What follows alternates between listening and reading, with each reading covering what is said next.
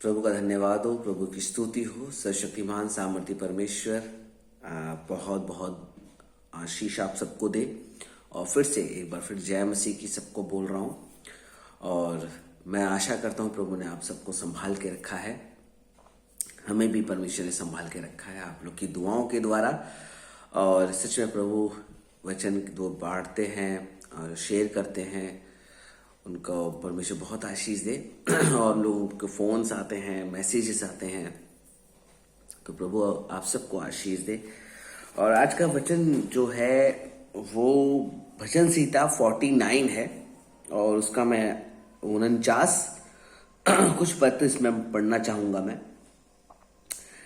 हे देश के सब लोगों ये सुनो, हे संसार के सब निवासियों कान लगाओ।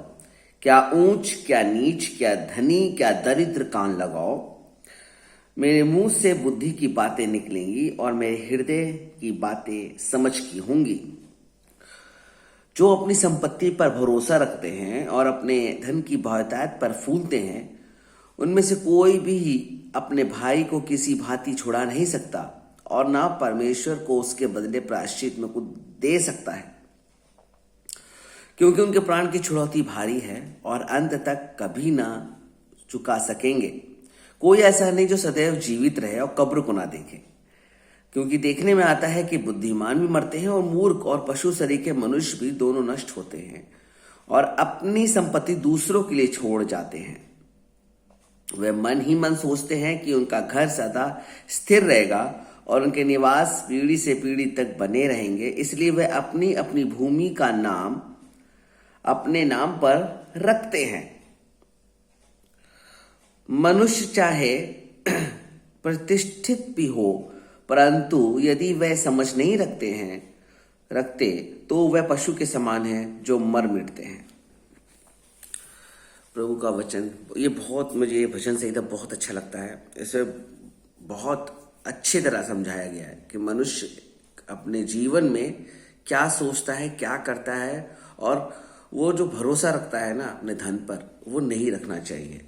और सब प्रभु का वचन का जो कौरव वंशी जो है वो इस बात को कह रहे हैं, क्या ऊंच हो, क्या नीच हो, क्या दरिद्र हो, जो भी जैसे लोग हों, सब मेरे पास आओ। सारे संसार के सारे निवासी लोग मेरे अपने कान को खोलो, कान लगाओ।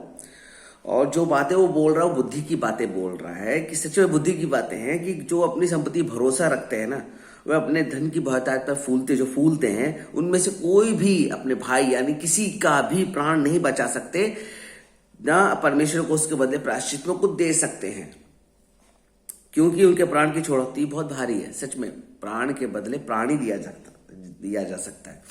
जैसे पैसे के बदले पैसे मांगते हैं लोग, प्राण के बदले प्राण। और प्रभु यीशु मसीह ने अपने प्राण की आहुति देकर अपने प्राण को निछावर करके हमारे प्राण को बचा लिया। सबसे बड़ी दुनिया में आज तक कोई किसी के लिए साथ नहीं कर सकता। हाँ, एक प्रेमी प्रेमिका के साथ कर सकता है, एक भाई एक बहन, या फिर बहन भाई के लिए, पति पत्नी के लिए, लेकिन पूरे संसार के लिए कोई जान नहीं दे सकता जिसको वो नहीं जानते हैं। और प्रभु यीशु मसीह ने हम सब के लिए जान दे दी।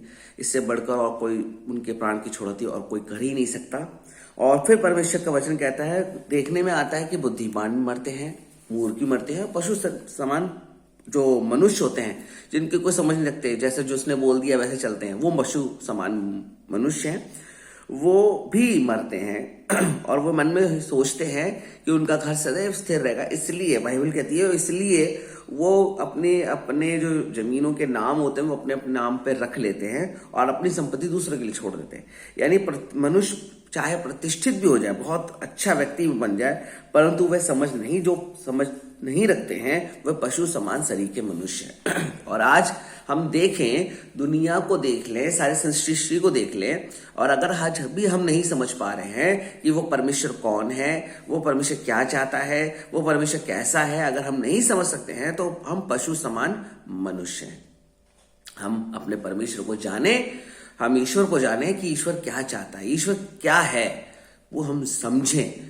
हम दुनिया के पीछे ना भागें, हम सिर्फ जिस दुनिया में एक ही बार हमें जीवन मिला है, इसको हम सही तरीके से अपने जीवन में लागू करें कि कौन है वो ईश्वर, जाने और प्रभु सच में अपने आप को प्रकट करेगा। तो प्रभु इस वचन से आप सबको आशीष दे और आज के दिन आपको प्रभु बहुत आशीष दे और जहां जहां भी आप जाएं प्रभु आपकी रक्षा करे, रहनुमाई करे, यही मेरी दुआ है। और आगे चलकर प्रभु आपको बुद्धि, समझ, ज्ञान से परिपूर्ण अपनी आत्मा से भरे, ताकि और भी लोग आपके द्वारा, हमारे द्वारा परमेश्वर के राज के वारिस बन सकें। तो प्रभु इस वचन से आप सबको आशीष दे। जय मसीह की।